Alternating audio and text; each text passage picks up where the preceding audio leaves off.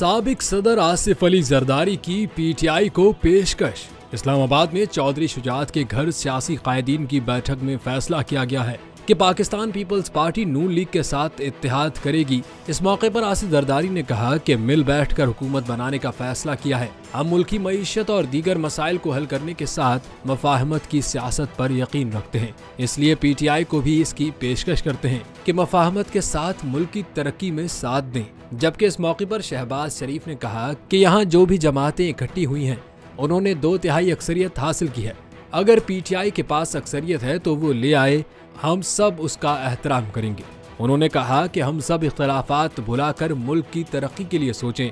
जबकि इस इत्तेहाद में मौजूद दूसरे पार्टी रहनुमाओं ने भी शहबाज शरीफ की हिमायत का ऐलान किया।